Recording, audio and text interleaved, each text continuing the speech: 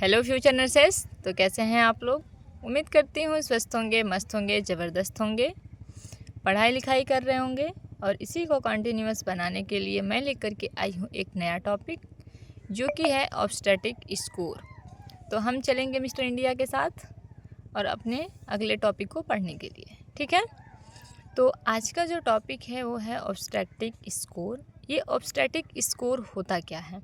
तो बेसिकली जो obstetric score है इसका मतलब ये है कि हम इसमें एक असेसमेंट करते हैं जो कि एंटीनेटल केयर में किया जाता है, और ये फिज़िकल एग्जामिनेशन, हिस्ट्री कलेक्शन का एक पार्ट है।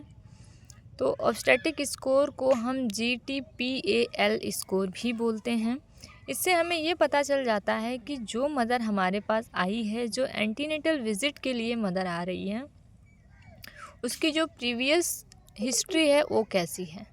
और प्रीवियस हिस्ट्री में हम उसमें देखते हैं कि जो भी उन्होंने लाइव बर्थ दिए हैं, जो उनकी प्रेगनेंसी रही है वो कैसी रही है, इसके बेसिस पे हम उनको आगे का केयर प्रोवाइड करते हैं। क्योंकि हमें पता है कि किसी भी पर्सन का, चाहे वो हेल्थ से रिलेटेड हो या फिर प्रेगनेंसी से या फिर कुछ भी, अगर प्रीवियसली उनमें कोई कॉम्प्लिकेशन हुआ रहता है तो चांसेस बनते हैं कि आपको फ्यूचर में आकर के उससे कुछ रिलेटेबल प्रॉब्लम होने के चांसेस हैं। तो इसके लिए हम ऑब्स्टेटिक स्कोर कैलकुलेट करते हैं, एसेस करते हैं। तो हम देखेंगे आज कि ये ऑब्स्टेटिक स्कोर जो है वो क्या होता है और एक मदर के प्रेगनेंसी को कैसे अफेक्ट करता है। तो बेसिकली हम देख पाएंगे कि obstetric score it is an acronym used to evaluate a women's complete obstetric score. Acronym मतलब यह है कि शॉर्ट फॉर्म है। तो जो हमने देखा है GTPAL, G stand for gravida, और ग्रेविडा होता है आपका number of pregnancy.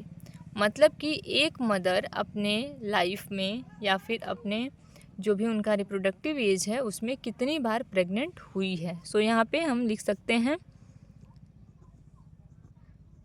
Number of pregnancy, ठीक है, नंबर ऑफ प्रेगनेंसी। तो ग्रेविडा मतलब नंबर ऑफ प्रेगनेंसी। इसमें हम नहीं देखेंगे, कोई मैटर नहीं करता है कि जो मदर है उसकी जो प्रेगनेंसी है वो लाइव बर्थ तक पहुंची है कि नहीं पहुंची है, उसने बच्चे को जन्म दिया है या नहीं दिया है, या फिर उसका जो बच्चा है वो मिसकैरेज हुआ है, अबॉर्ट हुआ है, प्रीटर्म हुआ है, पोस्टर्म हुआ है। इससे हमें कोई भी मतलब नहीं है। जहाँ पे आपका ग्रेविडा आ रहा है तो ग्रेविडा मतलब सिर्फ इतना होता है कि नंबर ऑफ प्रेगनेंसी। वैसे इसमें टर्म नहीं है, बट मैं एक बार बताना चाहूँगी कि हमारे पास कई बार देखते हैं कि दो टर्म आता है, एक ग्रेविडा और एक पैरा। तो जो ग्रेविडा है उसमें होता है नंबर ऑफ प्रेगनेंसी, बट जो पैरा होता है तो पैरा का मतलब ये है कि नंबर ऑफ लाइव बर्थ। तो जो मदर है उसके पास लाइव बर्थ कितने हैं। अभी अगर कोई मदर हमारे पास आ रही है तो उसके पास जीवित बच्चे कितने हैं, तो उसको हम बोलते हैं पैरा। या फिर कितने जीवित बच्चों को मदर ने जन्म दिया है तो उसको पैरा बोलेंगे। और कितनी बार वो प्रेग्नेंट हुई है अपने पूरे लाइफ टाइम में, उसको हम ग्रेविडा बोलेंगे, ठीक है। तो यहाँ पे हमारा आ गया gravida. T stand for term pregnancy. Term pregnancy का मतलब ये होता है कि delivery over the 37 week of gestation. मतलब कि 37 कंप्लीटेड या फिर उसके बाद जो भी बच्चे को डिलीवर करेगी मदर, जो भी उसकी डिलीवरी होगी उसको हम क्या बोलेंगे, टर्म प्रेगनेंसी या फिर टर्म बर्थ। तो इसमें आप लिख सकते हैं child birth 37 completed weeks। Okay, next है आपका pre term birth. Pre term birth का मतलब ये होता है कि जो मदर है उसने प्री टर्म बेबी को डिलीवर किया है, यानी जो बेबी डिलीवर हुआ है वो कब हुआ है, 37 वीक ऑफ जेस्टेशन से पहले। तो आप यहाँ पे लिखेंगे birth before 37 weeks of gestation. Okay, तो प्री टर्म का मतलब ये है, प्री टर्म या फिर प्री बर्थ, कि जो मदर है जो उसकी डिलीवरी हुई है, जो बेबी डिलीवर हुआ है वो क्या है, प्री टर्म है। तो डिलीवरी को बोलेंगे प्रीटर्म डिलीवरी, और जो बच्चा है उसको हम बोलेंगे प्रीटर्म बेबी और प्रीटर्म बर्थ। ठीक है।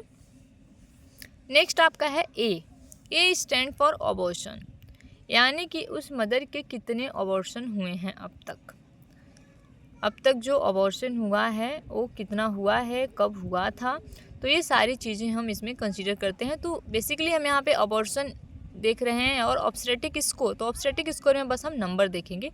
तो ए आपका A stand for abortion. Next one है L live birth. Live birth यानी कि जो मदर है उसने कितने लाइव बर्थ डिलीवर किए हैं, मतलब कि जो भी बच्चे डिलीवर हुए हैं उन्होंने जिंदा और पूरा मैच्योर बच्चे को जन्म दिया है, उसको हम लाइव बर्थ बोलेंगे। तो यही होता है हमारा ऑब्स्टेट्रिक स्कोर, या फिर बोल सकते हैं GTPAL स्कोर, जिसमें कि हम एक मदर के, एक वुमेंस के कंप्लीट ऑब्स्टेट्रिक हिस्ट्री को इवैल्यूएट करते हैं। और इसमें आपके 5 टर्म आते हैं GTPAL।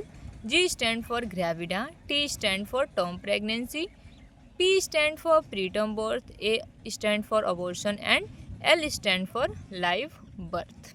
ओके, तो आई होप आप लोगों को समझ में आया होगा। तो और इसको और बेटर तरीके से आप समझ पाएँ, इसके लिए मैंने यहाँ पे एक एग्जाम्पल रखा हुआ है। तो हम एग्जाम्पल देखेंगे। ये हमारे पास सबसे पहले तो आता है, Jackie is in her 3rd trimester and has be pregnant 4 times, sorry has been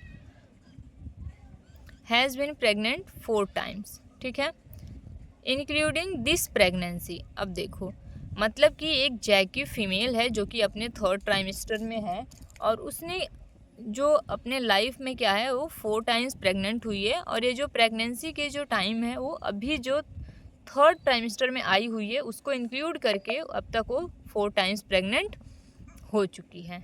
ठीक है, तो इसके लिए अब नेक्स्ट देखो, सी has 2 children, one who was born at 40 weeks, another who was born at 36 week। ठीक है, और उसके पास 2 बच्चे हैं, जो कि एक कब जन्म हुआ था उसका 40 वीक्स पे, और जो दूसरा है उसका 36 वीक पे। ठीक है, she has had an spontaneous abortion in the past, और इसके साथ क्या हुआ है, उसका एक स्पॉन्टेनियस अबॉर्शन भी हुआ है। तो अब देखो, अभी क्वेश्चन क्या कह रहा है कि जो एक जैकी फीमेल है जो कि हमारे पास आई हुई है अपने 3rd ट्राइमेस्टर में, अब तक वो उसके 4 times वो प्रेग्नेंट हो चुकी है, और ये जो प्रेगनेंसी है जो अभी वाली है इसको इंक्लूड करके बताया जा रहा है। उसके पास 2 बच्चे हैं, उन दोनों बच्चों में जो एक बच्चा है वो 40 वीक ऑफ जेस्टेशन कंप्लीट करके जन्म हुआ था, जो दूसरा है उसका 37 वीक ऑफ जेस्टेशन पे जन्म हुआ था, और इसके साथ ही साथ उसका एक पास्ट में अबॉर्शन भी हुआ है जो कि स्पॉन्टेनियस था। स्पॉन्टेनियस मतलब कि अपने आप ही अबॉर्ट हुआ था बच्चा, उसके लिए उन्होंने कोई भी मेडिकल टर्मिनेशन नहीं हुआ था या फिर कोई भी मेडिकेशंस वगैरह यूज़ नहीं की थी। ठीक है, अब हमें इसका क्या करना है, कैलकुलेट करना है ऑब्स्टेट्रिक स्कोर। तो हमें पता है ऑब्स्टेट्रिक स्कोर में जो हमारे पास एलिमेंट है वो क्या है, GTPAL।